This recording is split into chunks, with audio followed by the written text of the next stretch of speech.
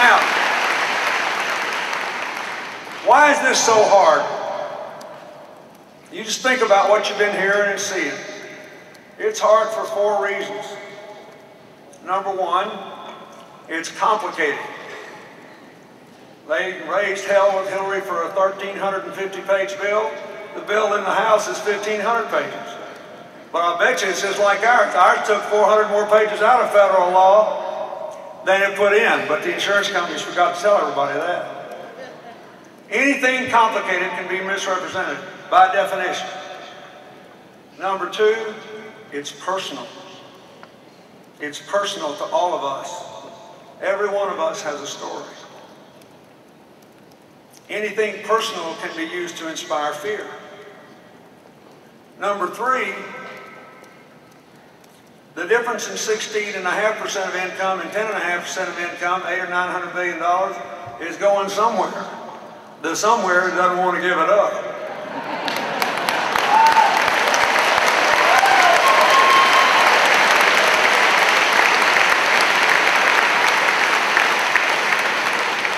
Number four was described better than I ever could way back in the 15th century by Niccolo Machiavelli, who said, and I quote, "There is nothing so difficult in all of human affairs than to change the established order of things. For those who will lose are certain of their loss, while those who will gain are uncertain of their benefit."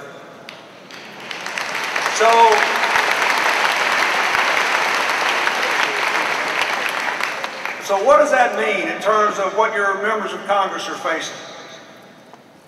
Number one, the worst thing we can do for the economy and for the quality of health care is nothing.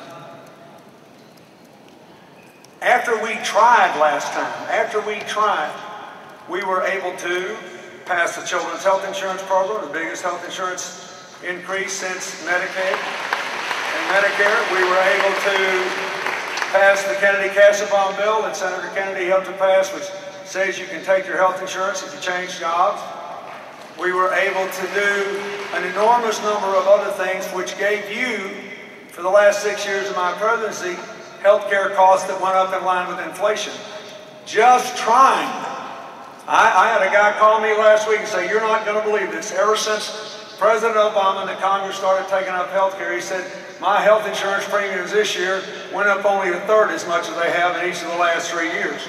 The worst thing we can do is nothing, because nothing will guarantee these destructive tendencies are going to continue. We have got to compete with all these countries all over the world for the jobs of tomorrow. How can we possibly do it? How can we expect our employers to do it, as well as our employees, if we continue to spot everybody else $800 billion and walk out sicker to work every day in addition to that? We cannot do it. Second thing I want to say is I feel we know where this $800 or $900 billion goes, actually. We know a couple $100 billion goes to pure paperwork. We spend 30% of our income in health care on paperwork. Between the insurance companies, mostly because they're trying to figure out who not to insure or when not to pay. And to be fair to them, they're not evil. They're caught up in this system.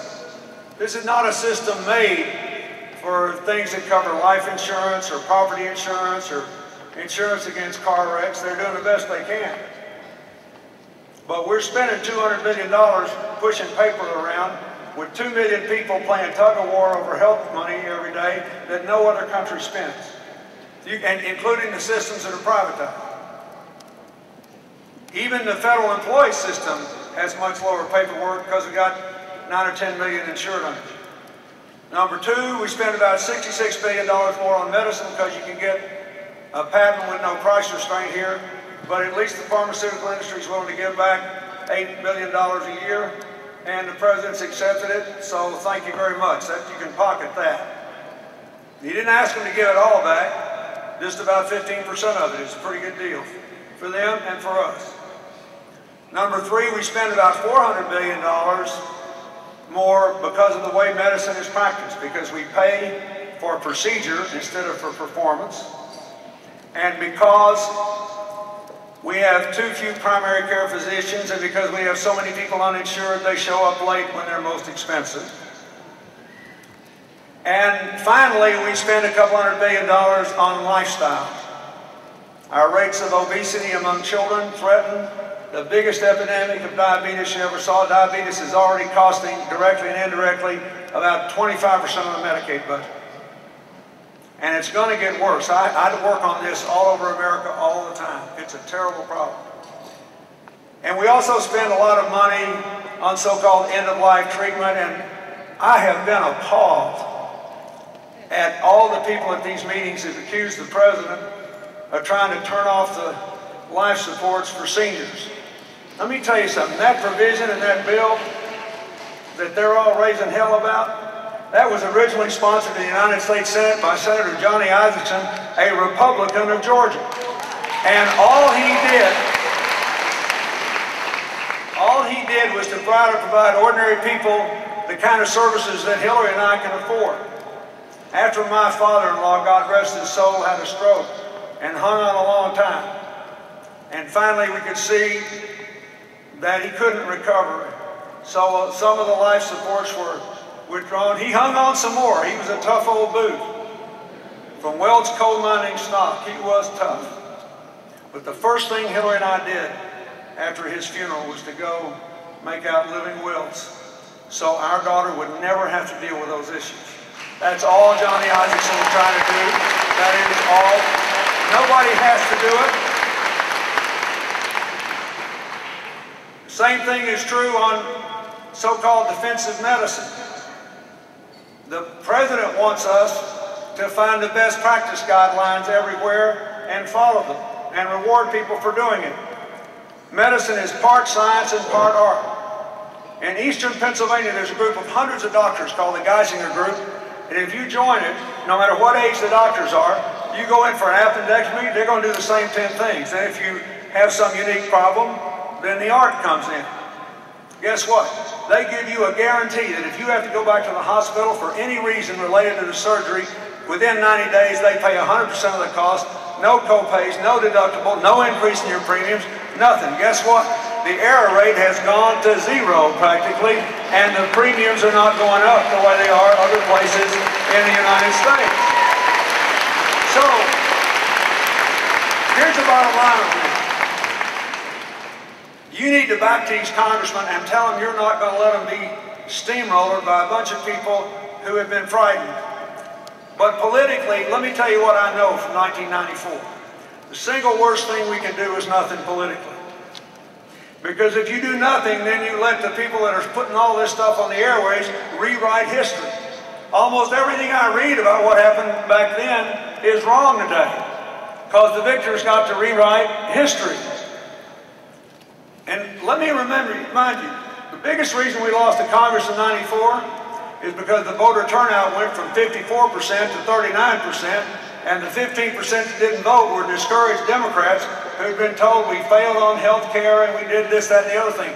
I'm just telling you, we need to pass a bill. It needs to be the best bill we can possibly get through Congress, but doing nothing is not only the worst thing we can do for the economy and the worst thing we can do for health care, it's the worst thing we can do for the Democrats. And don't you think the Republicans don't know it?